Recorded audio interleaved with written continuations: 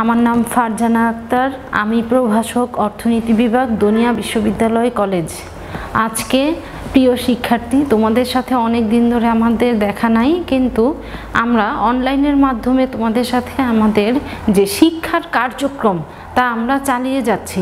আশা করি আমাদের ভিডিওগুলো দেখবে এবং আমি নিজে জাতীয় বিশ্ববিদ্যালয়ের পরীক্ষার সময় যে প্রশ্নগুলো আসে, ইম্পর্টেন্ট প্রশ্নগুলো শুধুমাত্র আমি ক্লাসে তাই পড়াবো।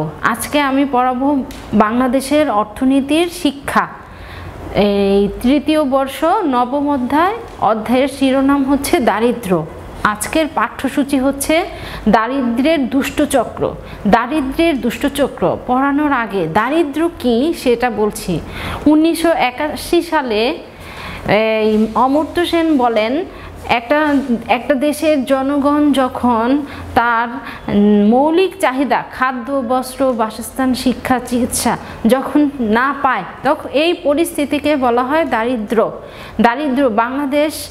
বাংলাদেশকে দারিদ্র্য ঘিরে রেখেছে, আবার দারিদ্র্য বাংলাদেশকে ঘিরে রেখেছে। এরা একে অপরের সাথে অনেক পরস্পরভাবে আঙ্গাঙ্গিভাবে আছে, এটাকে ছুটাতে হবে। আর 1952 সালে অধ্যাপক রাগনার নাটস, আমি বানান করে লিখে দিচ্ছি, Ragnar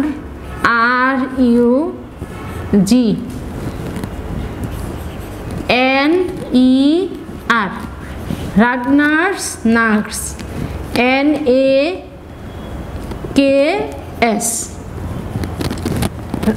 nuts NAKS, Nurkse. Ragnar Nurkse 1952 সালে এই কায়রোতে অনুষ্ঠিত উন্নয়ন অর্থনীতির একটি সম্মেলনে তিনি বলেন যে দারিদ্রতার সূত্রপাত ঘটল। তিনি বলেন, a country is poor because it is poor. একটা দেশ দরিদ্র বলেই সেই দেশটি দরিদ্র। তার বাক্যটা এটাই হচ্ছে, একটা দেশ দরিদ্র বলেই সেই দেশ দরিদ্র। কে বলেছেন? অধ্যাপক রাগনার নাটস 1952 সালে কায়রোতে অনুষ্ঠিত একটি সম্মেলনে।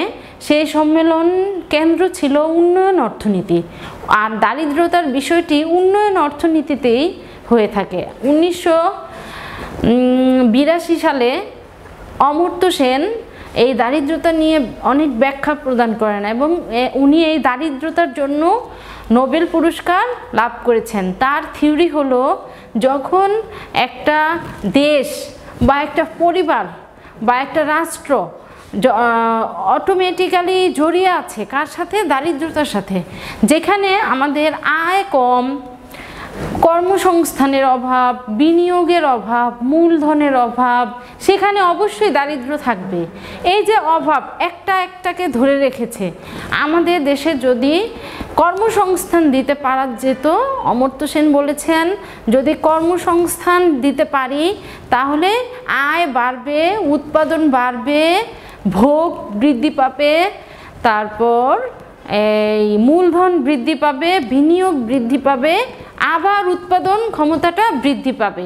এটা হলো অমর্ত্য সেনের ধারণা। আর অধ্যাপক রাগনার নাটস উনি 1952 সালে বলেছেন যে এ country is poor because it is poor, মানে একটা দেশ দরিদ্র এজন্যই একটা দেশ দরিদ্র। আর দারিদ্রতা হলো দুই প্রকার, একটা হলো আপেক্ষিক দারিদ্র, একটা হলো অনপেক্ষ দারিদ্র। একটা আপেক্ষিক দারিদ্র, একটা অনপেক্ষ দারিদ্র। অনপেক্ষ দারিদ্রকে দুই ভাগে ভাগ করা যায়। একটা হলো দারিদ্র সীমার নিচে, দারিদ্র সীমার নিচে ক দারিদ্রতাকে দুই ভাগে ভাগ করা যায়। একটা হলো আপেক্ষিক দারিদ্র, একটা হলো অনপেক্ষ দারিদ্র। অনপেক্ষ দারিদ্র আবার দুই প্রকার, একটা হলো চরম দারিদ্র, আরেকটা হলো দারিদ্র সীমার নিচে। প্রথমটি হলো চরম দারিদ্র, আরেকটি হলো দারিদ্র সীমার নিচে। চলো আমরা দারিদ্র্যের দুষ্টচক্রটা কি, মূল বিষয়টা বুঝে নেই। দারিদ্র্যের দুষ্টচক্রকে দুই দিক থেকে বিবেচনা করা যায়। দারিদ্র্যের চাহিদার দিক থেকে দারিদ্র্যের দুষ্টচক্র, আবার যোগানের দিক থেকে দারিদ্র্যের দুষ্টচক্র, অর্থাৎ এই দারিদ্র্যের দুষ্টচক্রকে দুইটি দিক থেকে বিবেচনা করা যায়।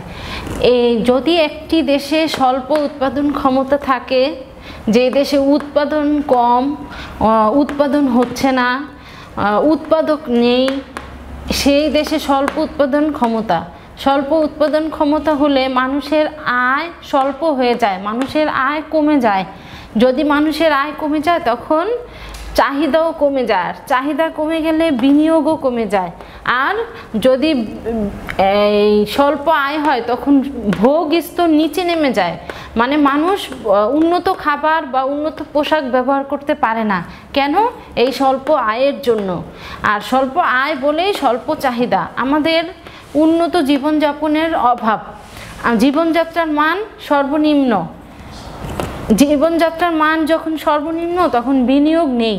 এখানে চাহিদার দিক থেকে দারিদ্র্যের দুষ্টচক্র থেকে দেখা গেল যে স্বল্প বিনিয়োগ, আসলে বিনিয়োগ কম বা বিনিয়োগ নেই। যদি বিনিয়োগ না থাকে তাহলে কিভাবে মূলধন গঠিত হবে, সেক্ষেত্রেও স্বল্প মূলধন দেখা গেল। আর যেখানে মূলধন নাই সেখানে কিভাবে উৎপাদন ক্ষমতা বাড়বে।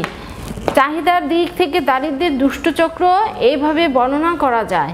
তাছাড়া বর্ণনা করা যায় যোগানের দিক থেকে দারিদ্র্যের দুষ্টচক্র।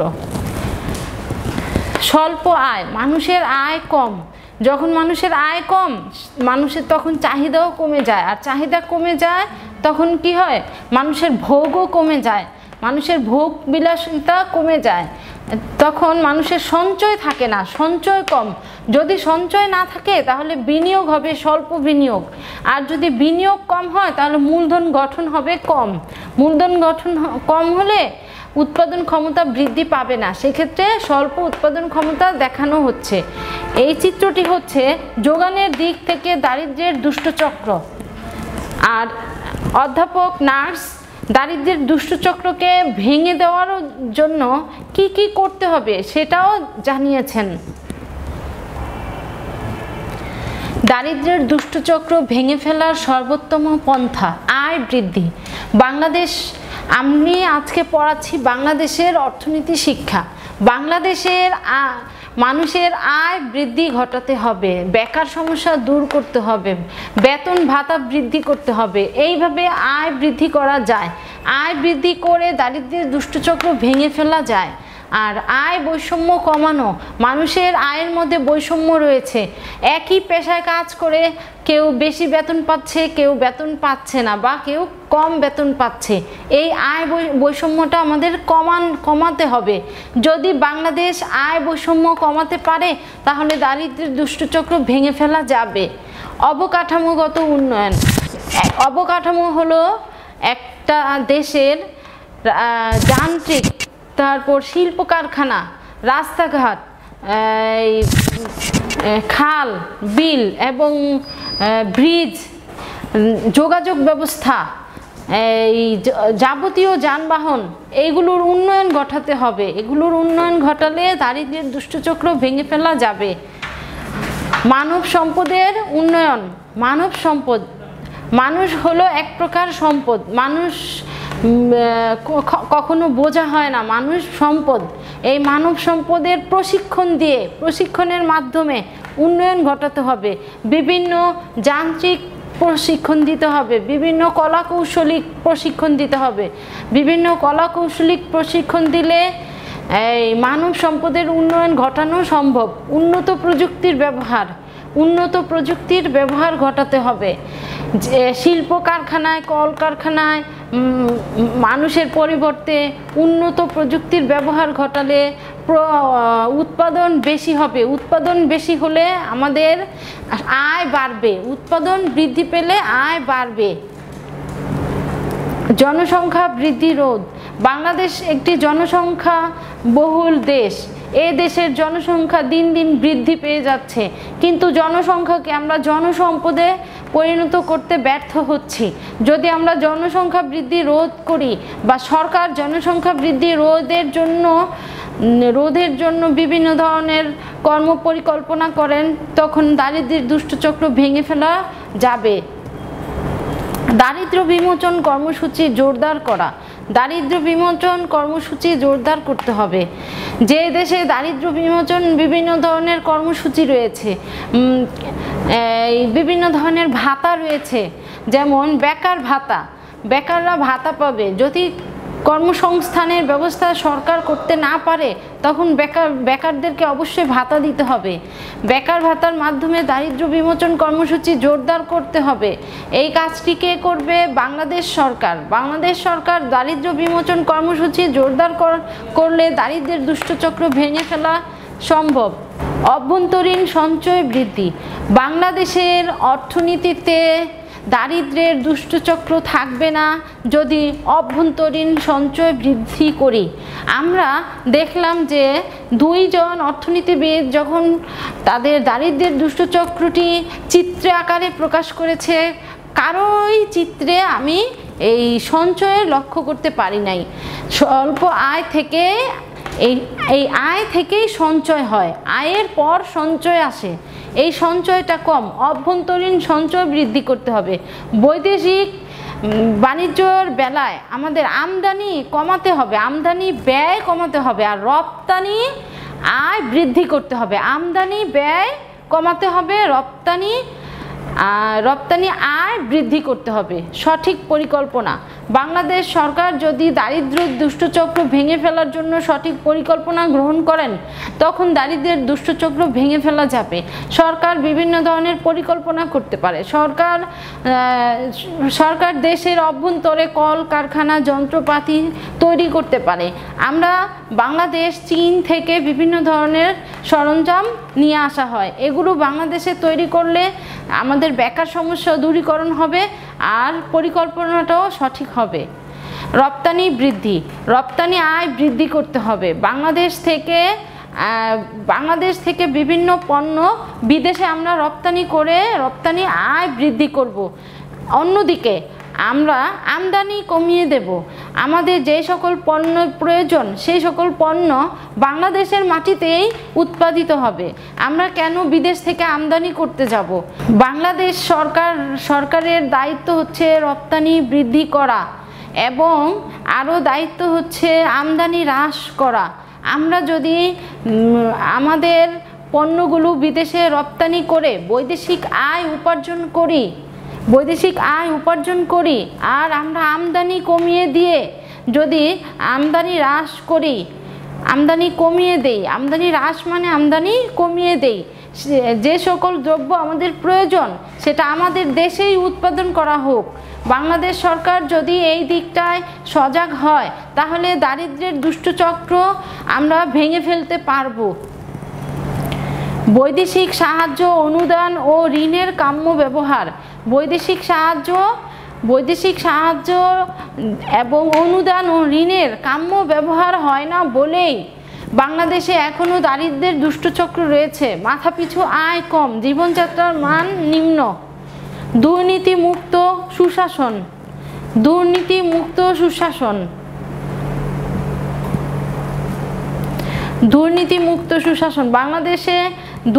বাংলাদেশকে দারিদ্র্যের দুষ্টচক্র যেমন করে বাংলাদেশকে ঘিরে রেখেছে, দুর্নীতিটাও বাংলাদেশকে এইভাবে ঘিরে রেখেছে। দুর্নীতিমুক্ত সুশাসন করতে হবে। সরকারের সুশাসন হবে দুর্নীতিমুক্ত। আমরা দুর্নীতিমুক্ত বাংলাদেশ চাই। এভাবে দারিদ্র্যের দুষ্টচক্র ভেঙে ফেলা যায়। বাংলাদেশের মাথাপিছু জাতীয় আয় বাড়ানোর উপায়। দারিদ্র্যের দুষ্টচক্র অধ্যায়ের একটি অন্যতম প্রশ্ন হলো বাংলাদেশের মাথাপিছু জাতীয় আয় বাড়ানোর উপায়। প্রথম হলো কৃষি উন্নয়ন। বাংলাদেশ কৃষি প্রধান দেশ।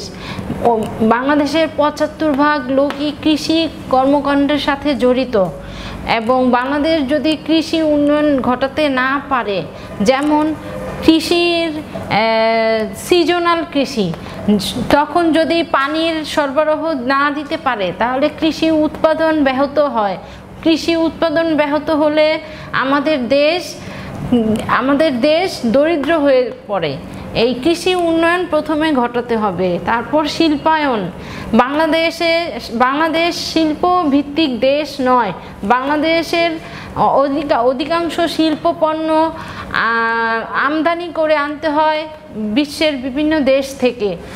এজন্য বাংলাদেশে শিল্পায়ন ঘটাতে হবে। শিল্পায়ন না ঘটালে বাংলাদেশের মাথাপিছু আয় বাড়ানো যাবে না। শিল্পায়ন বৃদ্ধি করলে বাংলাদেশের মাথাপিছু জাতীয় আয় বাড়ানো সম্ভব হবে। ব্যবসা বাণিজ্যের প্রসার। ব্যবসা বাণিজ্যের প্রসার, বাংলাদেশে ব্যবসা বাণিজ্যের প্রসার ঘটানোর জন্য সরকারকে বিভিন্ন প্রণোদনা দান করতে হবে। এই প্রণোদনার অর্থ দিয়ে ব্যবসা বাণিজ্য প্রসার ঘটানো সম্ভব। তারপর ব্যবসায়ীদের জন্য ব্যাংক সুদের হার কমাতে হবে। যদি ব্যবসায়ীদের জন্য ব্যাংক সুদের হার কমানো যায় তাহলে ব্যবসা বাণিজ্যের প্রসারও কমানো যাবে, ব্যবসা বাণিজ্যের প্রসার বৃদ্ধি করা যাবে। ব্যবসা বাণিজ্যের প্রসার বৃদ্ধি।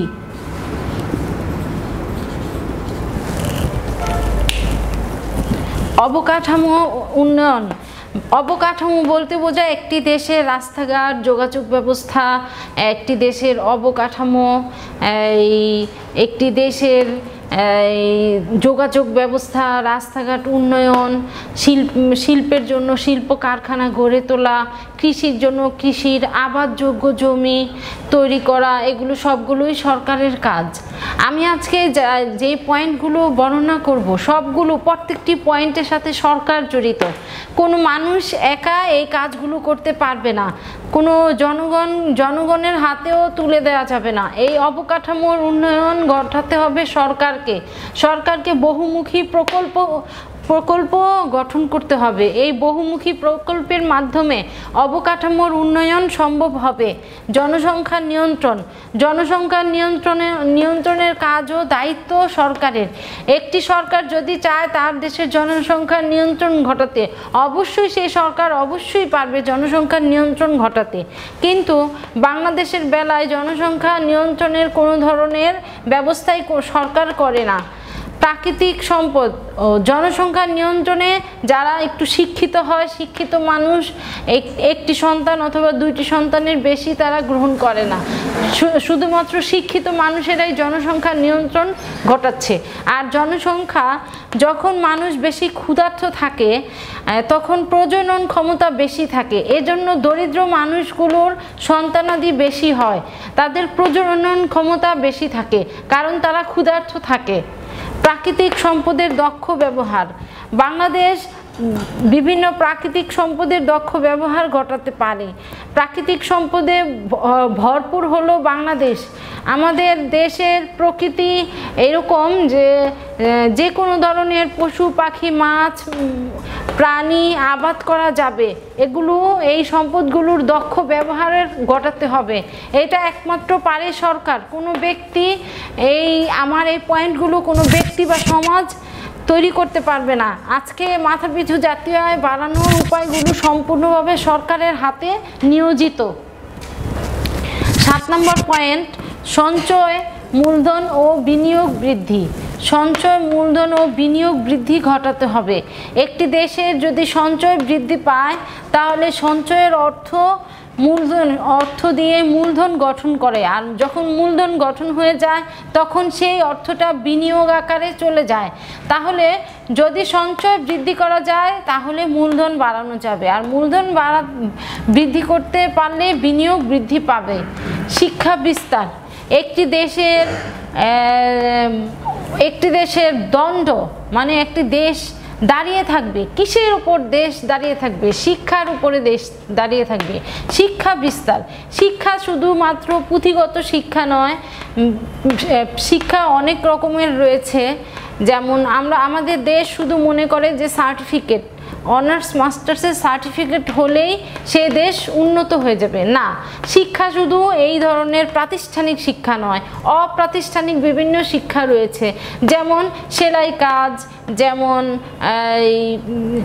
এই কাঁথা সেলাই, গ্রামের মেয়েরা বসে তারা কাজ করবে, বিভিন্ন ধরনের প্রযুক্তিগত কাজ, কৌশলিক কাজ, যে কাজগুলো কৌশল করে কাজ করে অর্থ উপার্জন করা যায়, তাহলে কি হবে? মাথাপিছু আয় বৃদ্ধি পাবে। আমাদের দেশের গ্রামের মেয়েরা ঘরে বসে থাকে, তারা কোনো কাজের সাথে জড়িত থাকে না, এজন্য শিক্ষা বিস্তারও সম্ভব হয় না। বেকারত্ব দূরীকরণ। আমাদের দেশের প্রথম টার্গেট হচ্ছে বেকারত্ব দূরীকরণ। বেকারত্ব দূরীকরণ কিভাবে সম্ভব? কর্মসংস্থান বাড়াতে হবে। কর্মসংস্থান বাড়াতে হলে কি করতে হবে? শিল্পায়ন করতে হবে। শিল্পায়ন ও কৃষি উন্নয়ন। কৃষি উন্নয়ন ও শিল্পায়ন উন্নয়নের মাধ্যমে কি করা যাবে? বেকারত্ব দূরীকরণ করা যাবে। একটি দেশ যদি বেকারদের জন্য ভাতার ব্যবস্থা করে, তখন এই বেকারত্ব দূরীকরণ হবে। কর্ম নাই কিন্তু কর্মী আছে। বেকারত্ব দূরীকরণে হচ্ছে কর্মী আছে, কর্ম নাই। এই ধরনের আমাদের এই কর্মীদেরকে আরও প্রশিক্ষণ দিয়ে ওদের কাজ বা কর্মসংস্থানের ব্যবস্থা করতে হবে। আর 10 নম্বর, উপযুক্ত মজুরি প্রদান। যে কোনো কর্মে কাজ করতে গেলে সেই কাজের উপযুক্ত মজুরি প্রদান করতে হবে। আমাদের দেশে মজুরির বৈষম্য দেখা দেয়। একই কাজ অথচ মজুরি ভিন্ন, উপযুক্ত মজুরি দেওয়া হয় না। বাংলাদেশ সরকার যদি উপযুক্ত মজুরি প্রদান করে, তাহলে বাংলাদেশের মাথাপিছু জাতীয় আয় বাড়ানো সম্ভব। দারিদ্র্য বিমোচন। দারিদ্র্য বিমোচন হচ্ছে একটি দেশের অন্যতম প্রধান কাজ। দারিদ্র্য বিমোচন, দারিদ্র্য বিষয়টি হচ্ছে একটি দেশের জনগণের খাদ্য, বস্ত্র, বাসস্থান, শিক্ষা, চিকিৎসা, কর্মসংস্থান প্রভৃতির অভাব দেখা দিলে সেই দেশকে বলা হয়, অভাব দেখা দিলে সেই বিষয়টাকে বলা হয় দারিদ্র্য। আর এই দারিদ্র্য বিমোচনে সরকারের উচিত কর্মসংস্থানের ব্যবস্থা করা।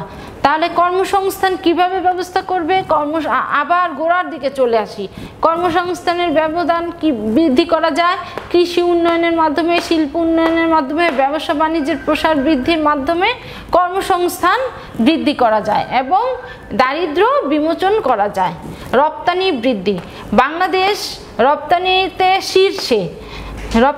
শীর্ষে। বাংলাদেশ কি করে রপ্তানি করে রপ্তানির পিছনে যে ব্যয় হয় সে কথাটা তারা চিন্তা করে না। তাহলে রপ্তানি যদি আমরা বৃদ্ধি করতে যাই তাহলে কি ঘটবে? আমাদের দেশ বৈদেশিক মুদ্রা অর্জন করতে পারবে না। আর যদি আমরা আমদানি করি, আমদানির পিছনে যে আয় হয় এই আয়টা বাংলাদেশ বহন করতে পারে। আমদানি ব্যয় হ্রাস। এই যে আমদানি ব্যয় কমাতে হবে। হ্যাঁ, বাংলাদেশ যদি আমদানি ব্যয় কমাতে পারে তাহলে বাংলাদেশের মাথাপিছু জাতীয় আয় বাড়ানো সম্ভব। প্রাকৃতিক দুর্যোগ মোকাবেলা। বাংলাদেশ প্রায় সময় ঝড়, বন্যা, জলোচ্ছ্বাস, মহামারী, বিভিন্ন ধরনের দুর্যোগে আক্রান্ত।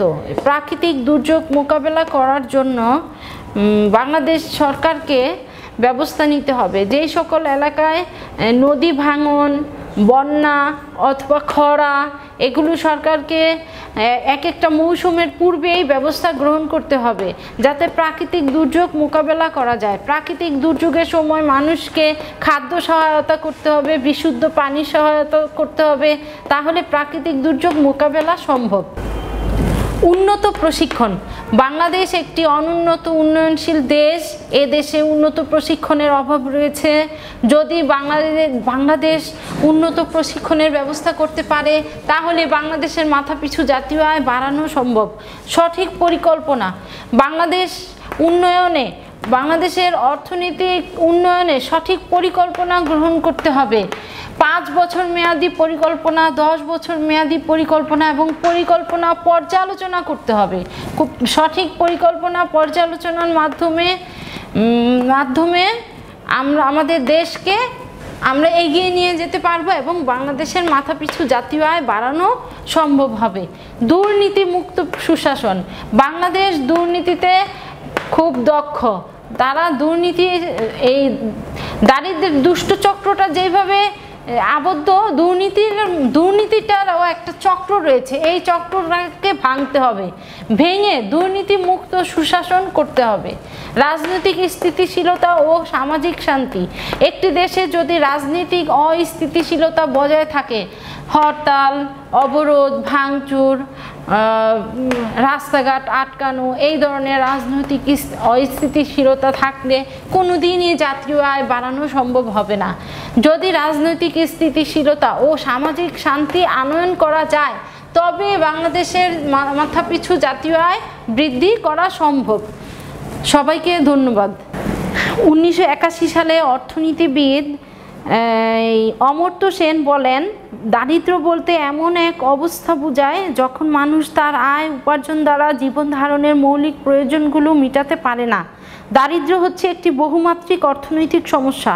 অন্ন, বস্ত্র, বাসস্থান, শিক্ষা, চিকিৎসা প্রভৃতি মৌলিক মানবিক চাহিদা পূরণের মাধ্যমে এই চাহিদা পূরণের অক্ষমতাই হচ্ছে দারিদ্র। দারিদ্রকে দুই ভাগে ভাগ করা যায়, অনপেক্ষ দারিদ্র, আপেক্ষিক দারিদ্র। অনপেক্ষ দারিদ্র দুই প্রকার, দারিদ্র সীমার নিচে এবং চরম দারিদ্র। অধ্যাপক রাগনার নার্স 1952 সালে মিশরের কায়রোতে সর্বপ্রথম দারিদ্র্যের দুষ্টচক্র বিষয়টি উপস্থাপন করেন। অধ্যাপক রাগনার নার্স বলেন, a country is poor because it is poor. দারিদ্রতাই হচ্ছে দারিদ্র্যের কারণ। দারিদ্র্যের দুষ্টচক্রকে দুই দিক থেকে চিন্তা করা যায়, মূলধনের চাহিদার দিক থেকে দারিদ্র্যের দুষ্টচক্র এবং মূলধনের যোগানের দিক থেকে দারিদ্র্যের দুষ্টচক্র। সবাইকে ধন্যবাদ।